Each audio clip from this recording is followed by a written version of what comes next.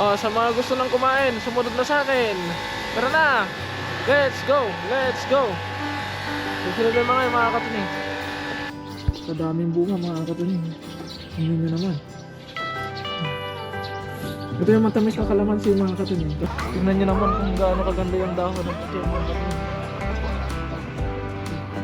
Pechay po yan. Tapos meron po tayo ng celery. Pabuo na nga siya mga katuning. Pabuo na. Yung repolyo natin. Ilaw natin.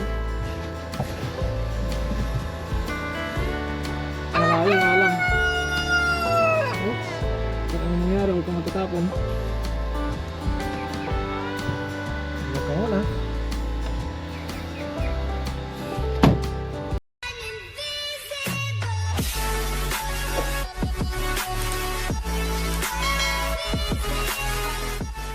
So what is up mga katunying? Good morning po sa ating lahat. At syempre welcome back din po sa ating YouTube channel mga katunying. At nandito na naman tayo, syempre walang iba, sa ating mini garden or mini farming mga katunying. At nandito na yung ating mga alaga, nag-aantay na. Ayan sila.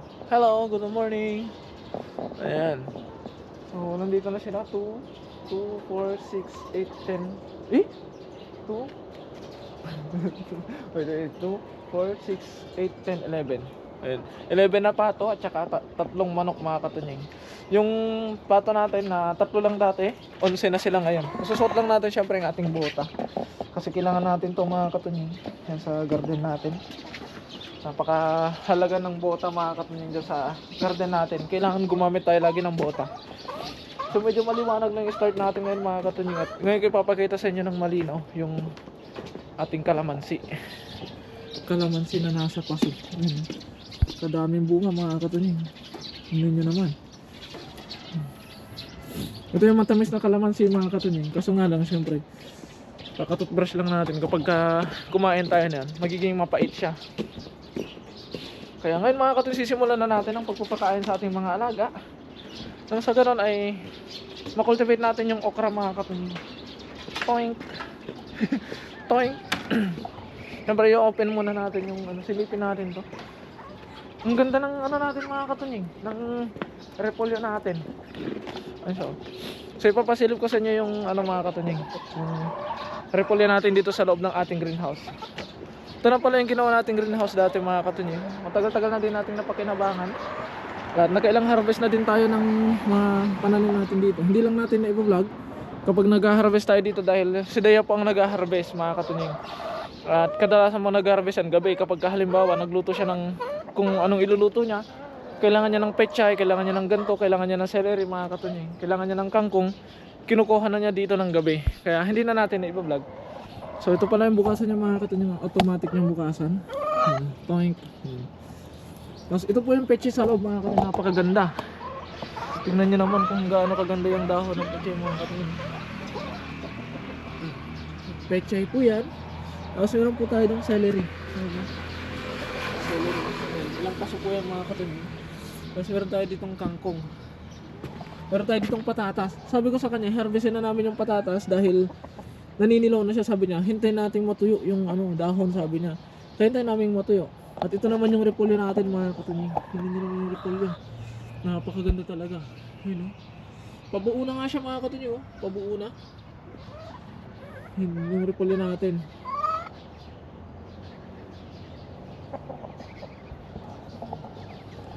Kaya lalabas na tayo mga katunying. Yeah. Dahil i-open na natin yung kanilang tubig dito. Kagabi naman diniligan niya na yung mga katunying, kaya basang-basa yung lupa. Kaya tayo naman doon na tayo sa garden kaagad. I-open lang natin tong tubig dito para nang sa ganun meron tayong gagamitin doon. Sa mga gusto nang kumain, sumunod na sa akin. Tara na! Let's go! Let's go! Susunod na mga katunying. Tara na sa mga gustong kumain. Sumunod na sa akin.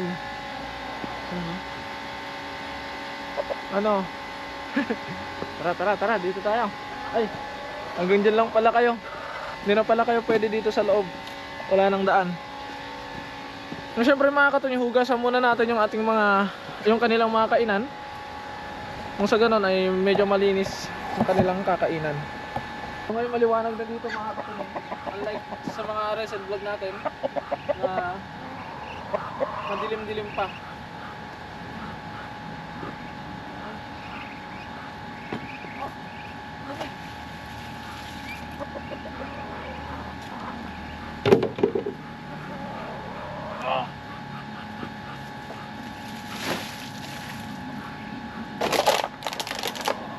So hugasan lang natin ito mga katuloy. At maglalagay tayo ng tubig.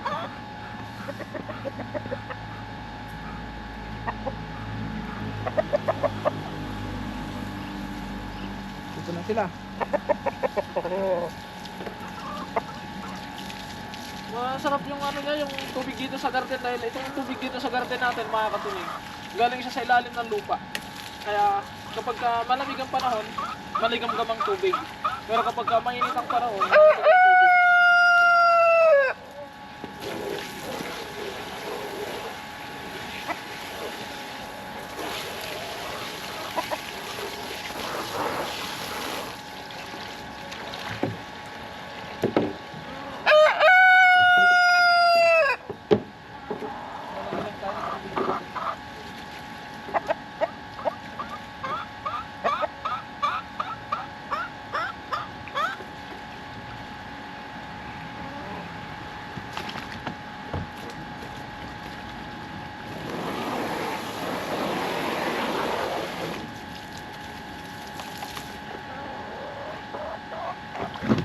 Habang inaantay natin yung mga katuloy, kukuha muna tayo ng darak.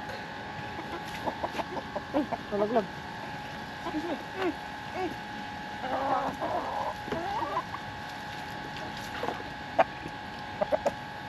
Ay, okay.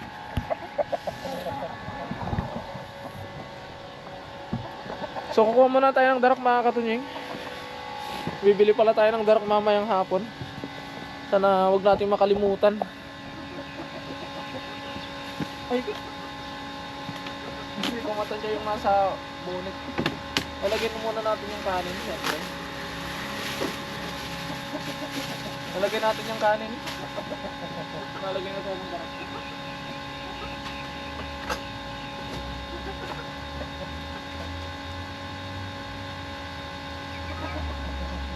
Dito pa pala yung binalot natin na ano, saging.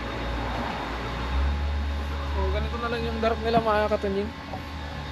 Yan na lang siya. Pero mahigit isa't kalahating buwan na mga katunying yung darak nila. Ayan, maliwanag pa rin.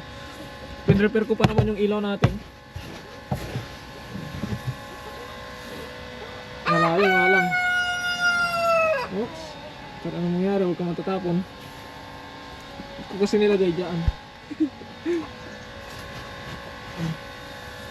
Bali yung isang sako pala mga katunying is mapupuno tong box natin. Kung storage na mapupuno ng darak yan. Tapos isang buwan mga katunying yung kanilang isang buwan nilang kakainin yon. Tingnan ka muna. So ilalagay na natin to. Ay, ilalagay na. Madali na natin doon. Para kanilang excuse me. Tabi-tabi ka.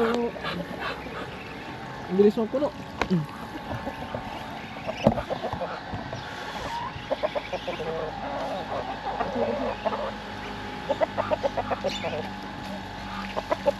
Magkukultivate tayo ngayon ng mga katunying ng okra.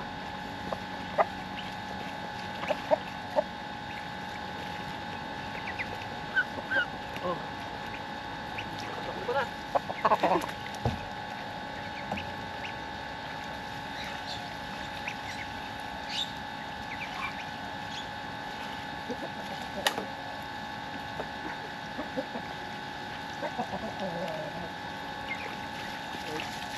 Nice. So yung susunod natin mga katunying, itong tubig ilalagay natin dyan sa talong. Magdidilig tayo ng talong. Oh.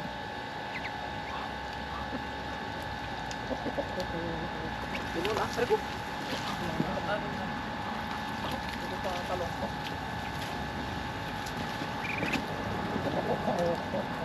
Kakain na yung mga yan, bahala na sila sa sarili nila kasi malalaki naman na sila. tayo naman dito tayo sa mga iba nating alaga. Siyempre tawid na naman tayo. Poink. Poink. Tinawid natin dito yung ano mga kating. Ganda ng kinalabasan ng ano natin. Yun yung mga binungkal natin kahapon. Yan. So, kukunin natin tong tubig. Yung tubig natin. Kunin natin. Hilain lang natin yan. Lalagay natin dito sa gitna. Dahil nga sana gawa na natin sila ng ano. Ay ko! Dahil sana gawa na natin sila ng ano mga kating. Butas-butas na ganyan. So kahit na ipakawalan natin yung tubig dito sa gitna dito, kusa nang aagos yan. At habang dinidiligan natin yan, kukultivate natin yung okra.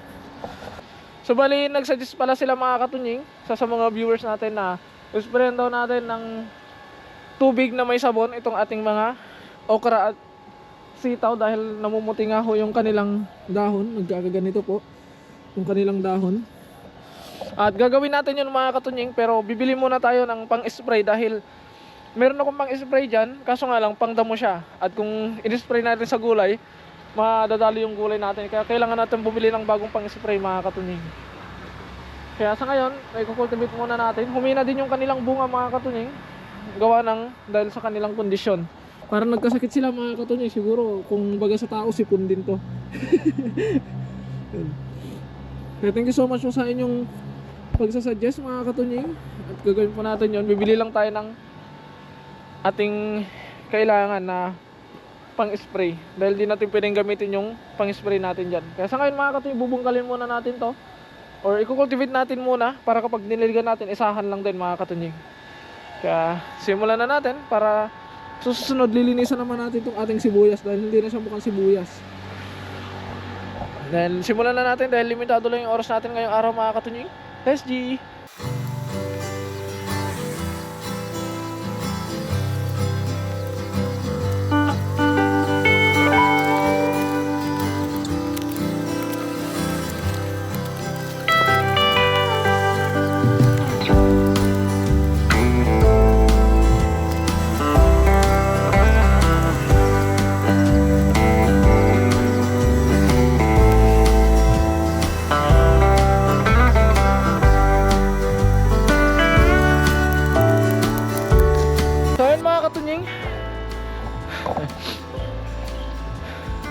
So yun mga katunying, tapos na tayo nag-cultivate ng okra. At ito na po ang kanyang kinalabasan. Napakaganda mga katunying, napaka-aesthetic.